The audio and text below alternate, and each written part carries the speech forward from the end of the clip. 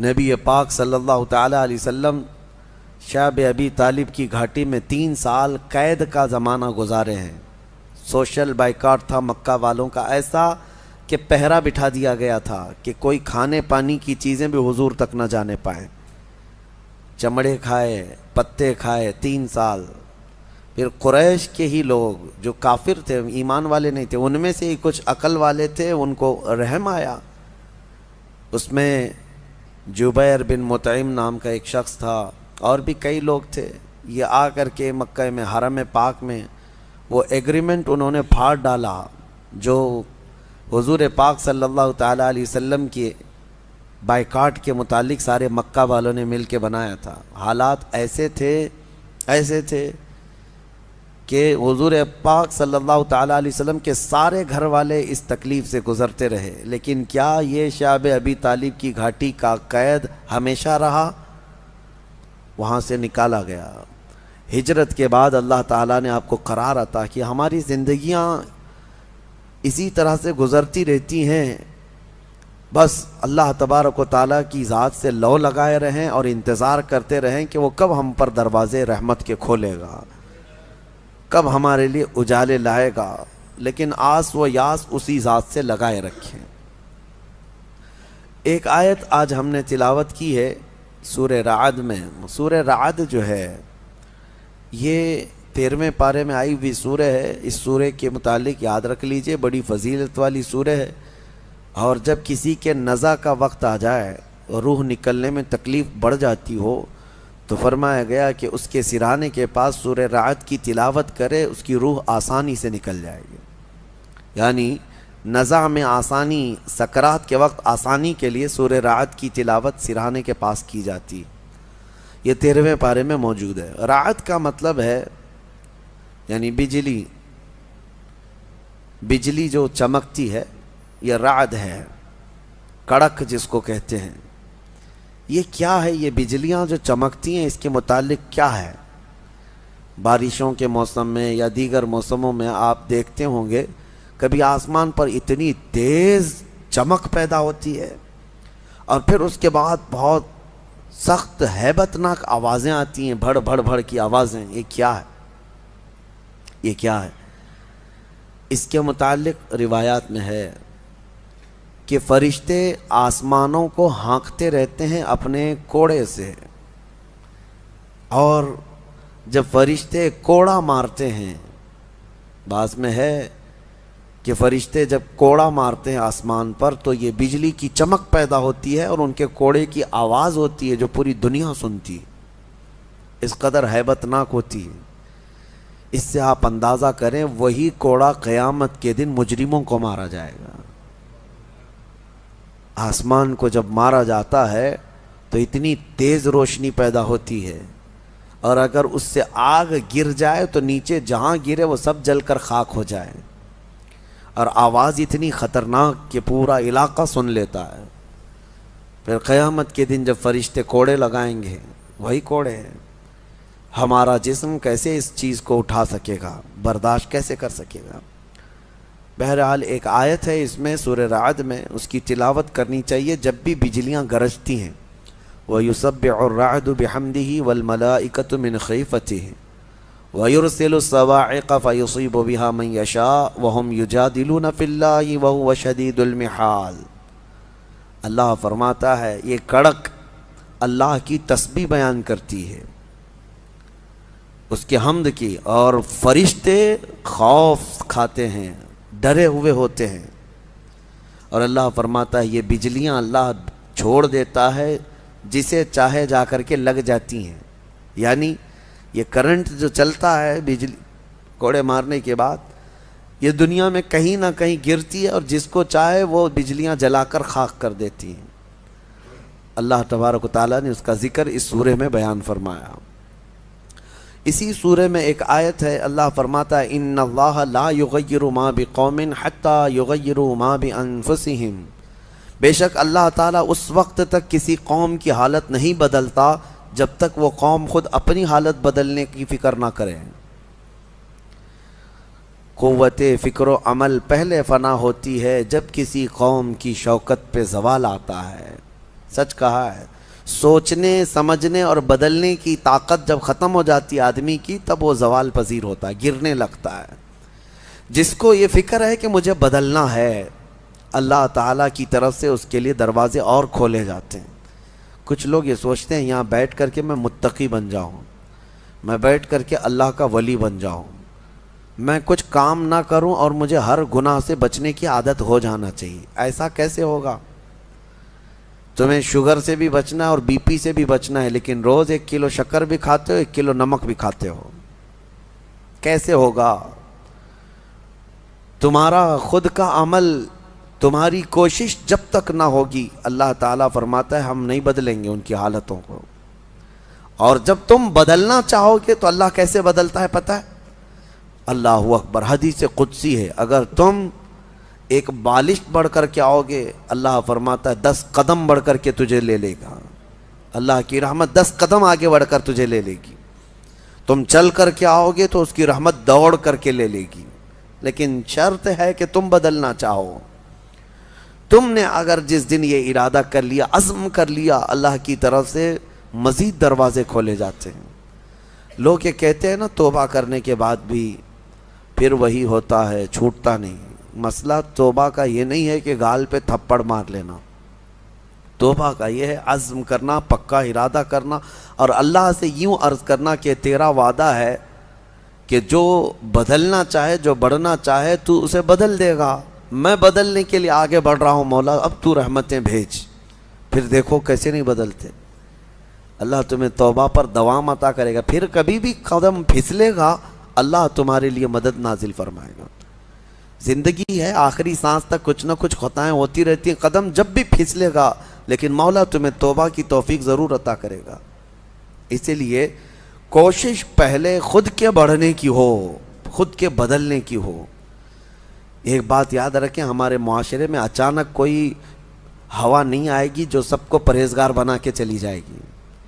ہمارے محلے میں کبھی ایسی بارش نہیں ہو جائے گی کہ اس بارش میں جتنے بھیگ جائیں گے سب اللہ کے ولی بن جائیں گے. نہیں، پرٹیکولر ہر ایک کو بدلنے کی کوشش کرنی ہوگی، تبھی انقلاب آتا ہے.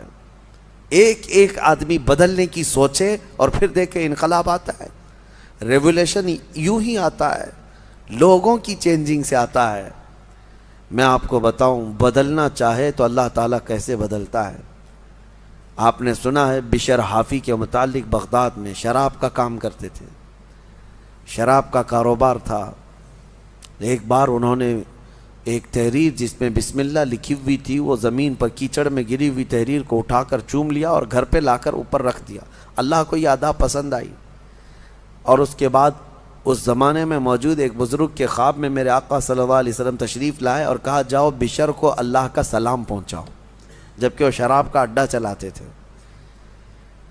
تو اس بزرگ نے یہ سوچا کہ میرا یہ وہم ہوگا. 3 دن مسلسل خواب دیکھا. اس کے بعد آ کر کے بشر سے کہا اے بشر، مجھے نہیں معلوم، لیکن مسلسل 3 راتوں سے میں خواب میں رسول اللہ کو دیکھ رہا ہوں، اللہ کی طرف سے تجھے سلام پہنچانے کا حکم فرما رہے. تھے تو مسلمان لیکن بھٹکے ہوئے، راستہ چینج تھا. اسی وقت اپنے شراب خانے سے باہر نکلے، چیخ مار کر کے یوں عرض کرنے لگے مولا تو یقیناً رحیم و کریم ہے، ستار ہے.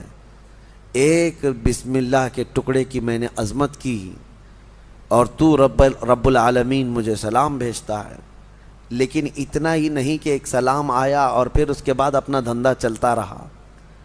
بشر حافی نے عزم کر لیا تھا، ارادہ کر لیا تھا کہ پلٹ کر کے میں اپنے اڈے کو دیکھوں گا نہیں. وہاں سے جو نکلے ننگے پیر نکلے اور زندگی بھر ننگے پیر ہی چلتے رہے. پھر چپل پہنے ہی نہیں، کیونکہ چپل چھوڑ کر کے باہر آئے تھے اس بزرگ سے ملنے کے لیے، اسی حالت میں نکل آئے. تو جب کسی کا پکا ارادہ ہوتا ہے تو اب اللہ تعالیٰ نے ان کے لیے ایسے دروازے کھولے. اللہ اکبر، وہ بغداد کے قطبوں میں شمار ہوئے ہیں، قطب الاقطاب تھے، اللہ کے ولیوں میں تھے. اور حد تو یہ ہے کہ ایک بزرگ نے دیکھا بغداد میں ایک کتے نے راستے پر پیشاب کیا ہے، پخانہ کیا شہر کے راستے پہ. اس بزرگ نے فرمایا جاؤ دیکھو آج بشر حافی کا انتقال ہو گیا ہوگا. تو لوگ جا کر کے معلوم کیے تو صحیح میں اسی دن حضرت بشر حافی کا انتقال ہوا تھا. اس بزرگ سے پوچھا کہ آپ کو کیسے خبر ہوئی؟ کہا کہ جب تک بشر حافظ زندہ تھے پورے بغداد کے کسی راستے پر کوئی جانور پیشاب و پاخانہ نہیں کرتا تھا، اس لیے کہ وہ ننگے پیر چلا کرتے تھے۔ اللہ نے ہر راستے کو ان کے لیے پاک کر رکھا تھا۔ یہ ہے رحمت الہی، جب بدلنا چاہے بندہ مولا اس کے پیروں کو بھی چلنے کے لیے پاک راستے عطا کرتا ہے۔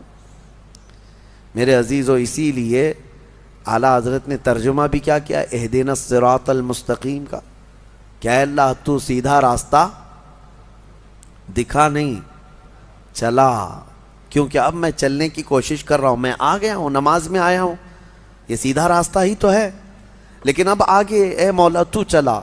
جس کی بھی یہ دعا قبول ہوئی مولا کریم اس کو آخری سانس تک ہدایت پر رکھے گا، چلائے گا۔ لیکن میرے عزیزو، بنیاد یہی ہے، قرآن کی یہ آیت ہمیں بتاتی ہے تمہاری طرف سے شروعات ہو، پھر اللہ کریم کی طرف سے رحمتیں کھل جائیں گی۔ گھر میں بیٹھ کر کے صرف لوگ جو آسان نسخے چاہتے ہیں، آسان نسخے چاہتے ہیں، واٹس ایپ میں دیکھو ابھی وظیفے بھرے ہوئے ہوں گے، ہر جگہ سے، انسٹا میں، واٹس ایپ میں اتنے وظیفے آتے ہیں جو اللہ کے ولی بنا دیں گے 2 گھنٹے کے اندر۔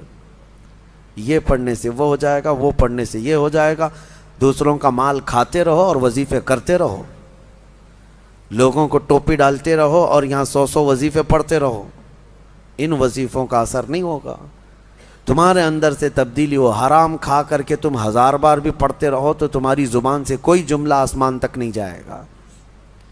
تمہیں ان تمام چیزوں کو چھوڑ کر کے پھر دیکھو، آپ کو پتہ ہے محبوب الہی رحمۃ اللہ علیہ کے پاس ایک شخص آیا، کہا میری بیٹی کی شادی ہونی ہے، کچھ دے دیجئے۔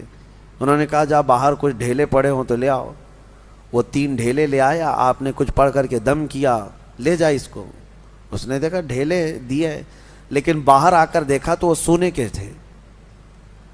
اس کو لے جا کر کے اس نے اپنی بیٹیوں کی شادی کی، کافی قیمت والے تھے اس وقت سونے کے ڈھیلے، لیکن محبوب الہی نے 3 بار قل هو اللہ احد ہی پڑھا تھا، بس صرف 3 بار قل هو اللہ احد کا سورہ پڑھ کر کے دم کر کے دے دیا تھا، لے گا جاؤ۔ اب اس نے بیٹیوں کی شادی تو کی، لیکن نسخہ تو ہاتھ میں آ گیا تھا نا، گھر میں بہت سارے ڈھیلے جمع کر لیا، بہت سارے پتھر اور اینٹ بھی لا کر کے بیٹھا اور رات میں قل هو اللہ احد پڑھنے لگ گیا۔ 3 بار تو چھوڑو، 100 بار ہو گئے، آنکھ کھول کھول کر کے دیکھتا تھا وہ ڈھیلا ڈھیلا ہی تھا، بدلتا ہی نہیں تھا۔ 1000 بار ہو گیا سورہ اخلاص، 1000 بار کے بعد بھی وہ ڈھیلے ویسی رہے۔ وہ دوسرے دن اٹھ کر کے آیا اور سوچا کہ پتہ نہیں اور کیا پڑھے تھے۔ پوچھا محبوب الہی سے کہ آپ کیا پڑھ کر کے مجھے دیے تھے؟ کہا 3 بار قل هو اللہ احد کا سورہ پڑھ کے دیا تھا۔ کہا میں 1000 بار پڑھا، ابھی بھی ڈھیلا ہی ہے۔ تب آپ نے فرمایا تھا تیری زبان اور ہے، میری زبان اور ہے۔ اللہ کریم اس کے ان بندوں کی ہر بات کی لاج رکھتا ہے جو اس کے لیے بدل جاتے ہیں، اس کے لیے چھوڑ دیتے ہیں ہر چیزیں۔ یقیناً آج آپ کے لیے بھی بہت ساری ہیں دعائیں، آپ کی مستجاب ہوں گی، اللہ آپ کی زبان میں اثر عطا کرے گا۔ اس کے لیے کچھ چیزیں چھوڑنے کی کوشش کرو، اس کے لیے کچھ نہیں بلکہ بہت ساری چیزیں چھوڑنا ہے۔ حرام چھوڑنا، میں آپ کو بتاؤں، یہ تو مسلمان کے لیے فرض ہے۔ بعض لوگ یہ کہتے ہیں میں شراب نہیں پیتا، پرہیزگار آدمی ہے، چوری نہیں کرتا، پرہیزگار آدمی ہے، جوا نہیں کھیلتا، پرہیزگار آدمی ہے۔ نہیں، شراب نہیں پیتا، جوا نہیں کھیلتا، چوری نہیں کرتا، پرہیزگار نہیں، مسلمان ہے بس، مسلمان ہے بس۔ شک کی چیزوں سے بھی بچتا ہے تب پرہیزگار ہے، حرام چیزوں سے بچتا ہے تو مسلمان ہے۔ مسلمان کے لیے اتنا تو کرنا ہی ہے۔ جو شک والی چیزیں ہیں ان سے بھی بچتا ہے تب وہ اتقیاء میں ہے، پرہیزگاروں میں ہے۔ بہرحال اللہ کریم ہمیں خود کو بدلنے کی توفیق عطا فرمائے۔ آج پوری امت کے لیے یہ چیز ہے، پوری امت کے لیے۔ کاش ہمارا یہ پیغام ہر نوجوان تک پہنچے جو شب قدر میں اور جمعہ کی بھیڑ میں اور نہ جانے کتنی راتوں اللہ کی بارگاہ میں دعا کرتے رہتے ہیں، اے اللہ امت پر رحم فرما دے۔ ٹھیک ہے، دعا ہونی چاہیے، لیکن کیا صرف اور صرف ہم دعا کرتے رہیں اور اپنے آپ کو کبھی نہ بدلیں، کبھی نہ بدلیں؟ جتنے لوگ اس بھیڑ کی دعا میں شامل ہوتے ہیں تو پھر وہ اپنے آپ کو تبدیل کیوں نہیں کرتے؟ اللہ کی بارگاہ میں مانگ کر تو جاتے ہیں بھیک،